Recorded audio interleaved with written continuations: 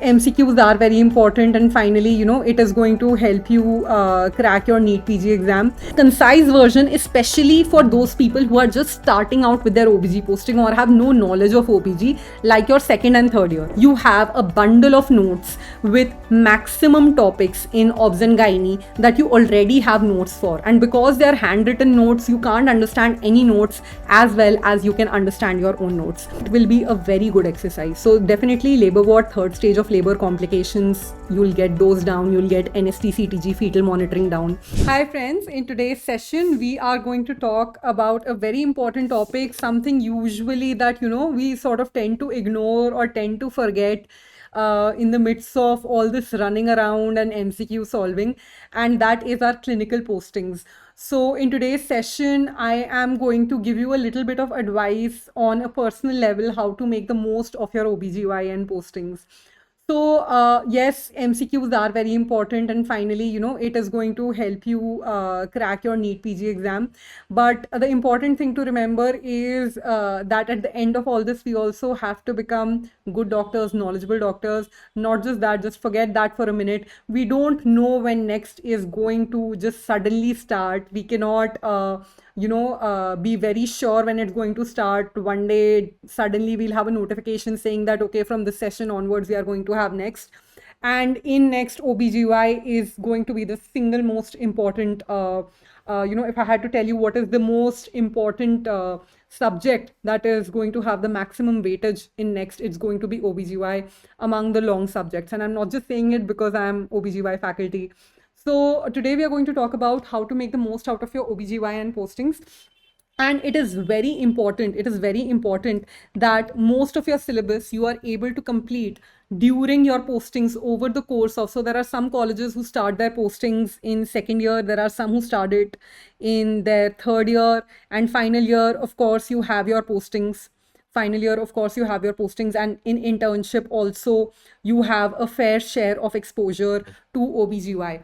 So no matter at what point you start, why it's very important to attend your postings very religiously, very regularly, is because OBGY is actually a very easy subject in the sense of what you see in your postings, what you see in your labor room, what you see in your wards, what you see in your OT. It's exactly that is asked in your questions, not just in your professional exams or your end posting viva, but also in the MCQs that you write, right? So point number one is attend postings regularly.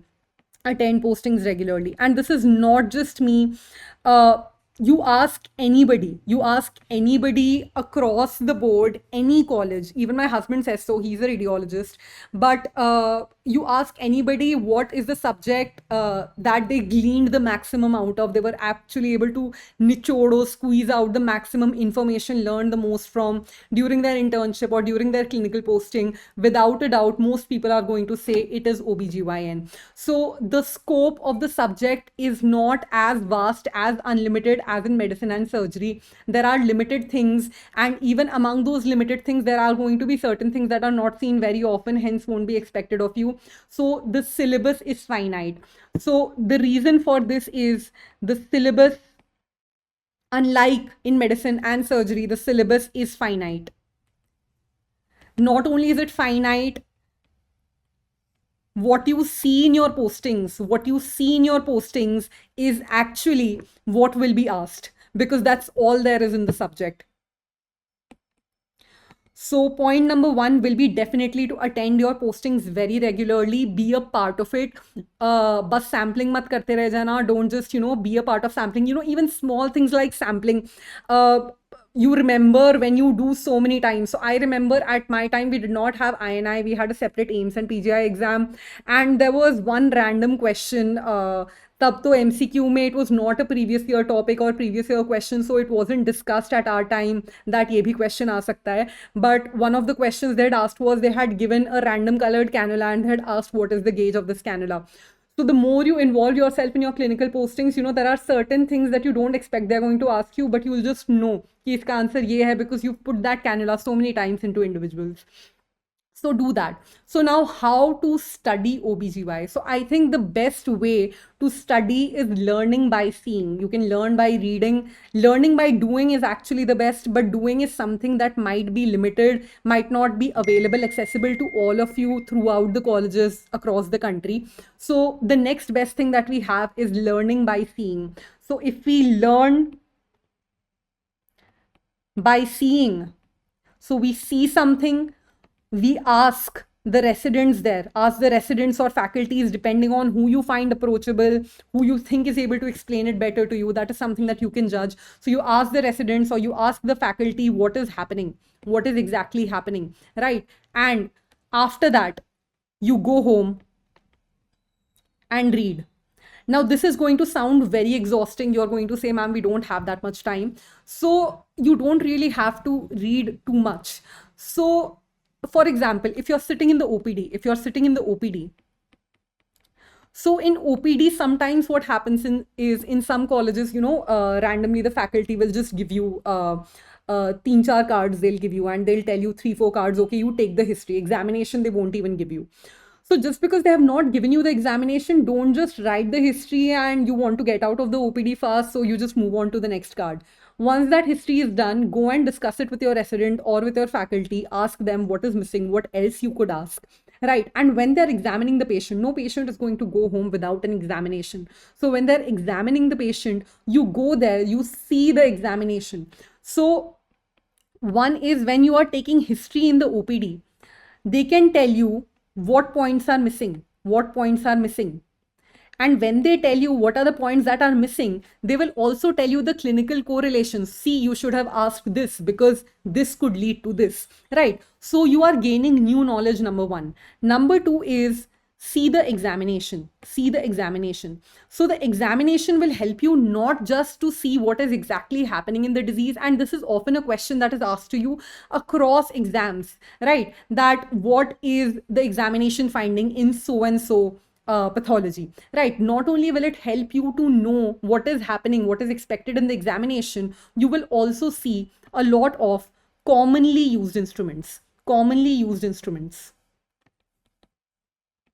So at max, at your speed, at the speed of an undergraduate, if you take a good history, I don't think you will be able to get past more than 4 or 5 cards in a day. Similarly, if you are posted in the ward, they ask you to take samples. So ask them, why are they taking the samples that they are taking? Or if they have told you patient number 1, 5, 7, and 10 bed numbers, get them to the ultrasound room. You ask them, ma'am, why are we doing the ultrasound? Why are they admitted? So this way, what will happen is that at the end of every day, you will have 3 to 4 topics that you have seen. And the easy thing about obs-gynae is that the kind of things that we see are very recurrent. So in your OPD, a major chunk will be infectious diseases, STIs, vaginal discharge, PID. Then there will be another major chunk that is going to be abnormal uterine bleeding, and then there is going to be another chunk that is going to be infertility. So these are things you're going to see on a regular basis, and there will be some others that you will see on a semi-regular basis. So at least these 3-4 things that you see, what you do is, next, you read a concise version. And this concise version, especially for those people who are just starting out with their OBG posting or have no knowledge of OBG, like your second and third year. So if you're in your second and third year and you have never done OBG before, then it is a good idea to know, whatever notes that you have, you look at those notes. Try not to go to videos straight away. Look at the notes. Whatever you don't understand, then you can look at the video, right? Or you can look at whatever book that you're comfortable with. You can do that. You can use that. So if you are able to read even 2 to 3 pages, and don't read everything. If you are just starting out, then maybe just read the clinical features, because that's what you've seen in the OPD, and read the examination finding.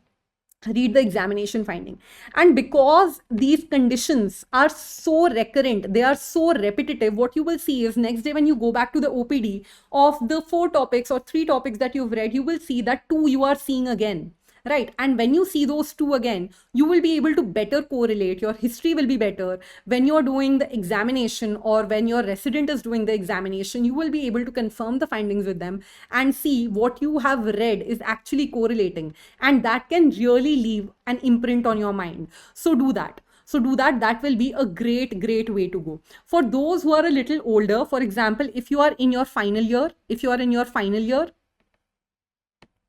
or internship. So internship, I know, is very busy in a lot of places, and without exception, I think OBGY postings, they are busy in all of the places. Even if it's not actually busy, your residents will make it a point to make it busy for you. So if you are in your final year and internship, then what you should do is, ideally, because you are lower on time, you should go for one topic, at least one topic that you have done that day, and read that in detail. You should read that in detail. And whenever you are reading, reading is incomplete. I read anything, even the smartest of people read something, and if they don't reinforce it or they don't have it written in a place, they tend to forget. So it is very important, no matter how small a portion you are reading, you need to make your own notes. Make your own notes.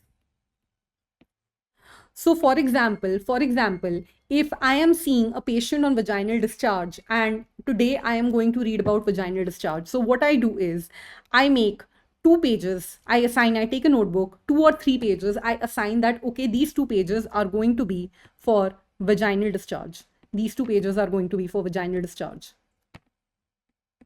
Right? And what I do is, whatever notes that I have made from reading, I write those down here. But I also leave some space.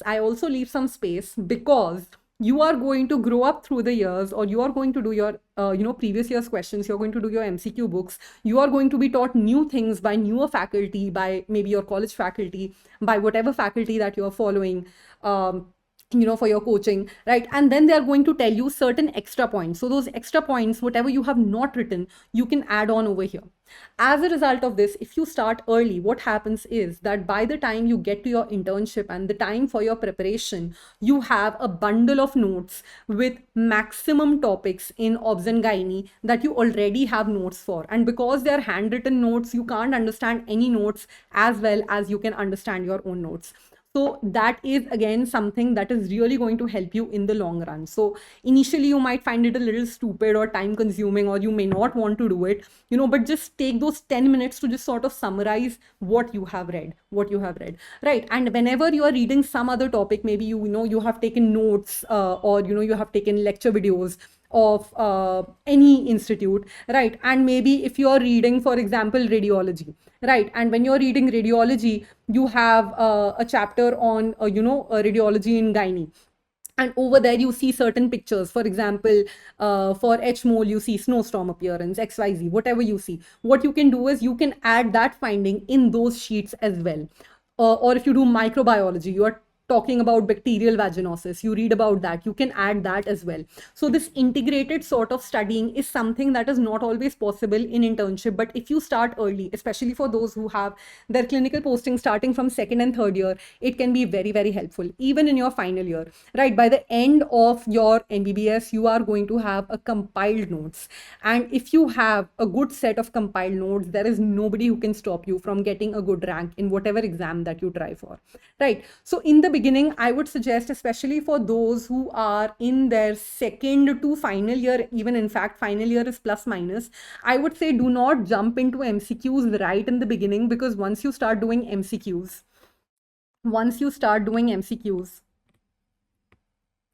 do not straight away jump to MCQs. Once you start doing MCQs, what happens is, you just sort of start having that mentality. So that mentality is just like, find the best possible answer, one word answer, one line answer, right? Not knowing uske aage piche ka ki why is it happening, what are the other things that are related with it. So I know a lot of students personally who just do this, who just do MCQs and they read the explanation of the MCQ that's given, right? That way you might actually miss out on a lot of stuff. Not just that, your attention span also shortens a lot, right? And while that is very useful, not a short attention span, but this kind of a very to the point studying is very useful when you're short on time. Maybe if you're taking your drop year, or you are in your internship and you want to crack the next exam. while you are in your MBBS, this is not the best way to go. This is absolutely not the best way to go. So first, always read. If you don't understand anything, whatever you don't understand, then you can, watch the videos, watch the videos. And I would really request, like, for a lot of you, no matter how young you are, because people have started coaching very early now for NEET PG, you would all be suffering from a lot of FOMO, fear of missing out, because you see people around you, just opening their MCQ books and doing things, or, watching lectures and doing things. So what I want to tell you is none of these have the kind of retention that your own notes can give you. So, the best way to do things is make your own notes. So if you feel like, तुम्हारे सारे पन्ने भर गए हैं, all the pages are full, and now you need to add something, just attach another A4 size sheet to it, attach another sticky notes to it. So what will happen is, by the end of it, for every topic, you will have 2 to 3 pages of notes. That is it. So 2 to 3 pages is nothing actually in your own handwriting. So that is one good way to go. Another thing that I would like to say, especially when you are in your labor room, the things that you must be aware of, and the things that you must do so that it's imprinted in your brain, that is episiotomy. All about an episiotomy, all about NST or CTG. These things are things that you're seeing live when you're in the labor room. So NST, CTG, look at that. Episiotomy, how it is made, how it is repaired.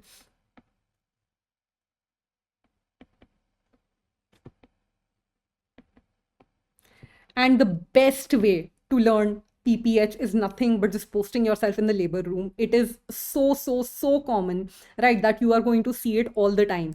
So PPH, obstetrical emergencies, basically. So PPH, uterine inversion, you might not see. You might see retained placenta. So manual removal of placenta, you might get to see, right? In some cases, if you are lucky, unluckily for the patient, you might get to see uterine inversion, right? So basically third stage complications, vulvar hematoma, all of these things, you see them and you just know instinctively, even when you see the question, that okay, I have seen this, I'm confident in this. And when you read the notes, you don't read through it, you just fly through it, right? So labor ward, try to do that. When you are in your wards, when you're in your OPDs, definitely whatever case that you're getting, try to read up on that almost immediately. So, and in ward especially, this is very important. Learn obstetric examination. So you can do all the videos that you want. You can do all the, look at all the pictures you want, all the MCQs that you want. The best way to learn obstetric examination is actually palpating on the patient. And these are, like very, these are not very difficult things. They are very easy things. No resident will ever say no. No faculty will ever say no to you, palpating somebody's abdomen. So do that, learn that. Kabhi straight question aata hai ki this is where the fundal height is, how many weeks does it correspond to? So these things you must learn. And, these are major things. And all the things that I've mentioned till now, if you would have ever seen the previous year's questions, you would see these are all high yield topics. These are all very high yield topics. So, it makes a lot of sense to just be very comfortable and instinctively know what the answers to these are, because you have seen it happen so many times, or you have been a part of it. Because at the end of the day, you have 19 subjects, right? So the more things that you remember instinctively on a spinal level, the less you have to remember out of that entire lot. And OBGY is definitely one of the subjects that can help you do that. So if I talk about, for example, my first year subjects, anatomy requires a good bit of remembering. Biochemistry is all remembering, right? Physio, yes, there is a lot of concept to physiology, right? Similarly, if you just look at all the subjects through the year, there will be very few subjects actually where you can take the load off of remembering, right? And actually knowing things because you have seen it happen. So that is it. That is about how you should, make use of your gynae postings. And I think it will be a very good exercise. It will be a very good exercise if you guys can follow this. And especially for those who are just starting out, it will be a very good exercise. So definitely labor ward, third stage of labor complications, you'll get those down. You'll get NST, CTG, fetal monitoring down, right? In your OPD, you will get common things like abnormal uterine bleeding. You'll get PID, vaginal discharge, infertility, different sorts of cancers. You will get all of that, right? So, and of course, at the end of the day, whatever is left, you will have to read and learn. But that is something that cannot be avoided. At least some of the stress is off. So that's it for today's session. And I hope I was able to help you in some way. And I hope some of you are able to, sort of implement it in your practice and in your clinical postings. And if any of you do, I will personally be very, very happy, if 2-3 years from now, or even a year from now, somebody DMs me and tells me that, ma'am, you said this and we followed it and we have a good bundle of notes, and OBG became very easy because we already knew so much because we had done the clinical postings well, right? So all about labor you can find out, all about cesarean section you can find out. So these are things that are often asked, right? And there is no need to mug them up because you see it right in front of you. So that's it for today's session. And keep studying. All the best, and do all your clinical postings well, even though this one was for just OBGY.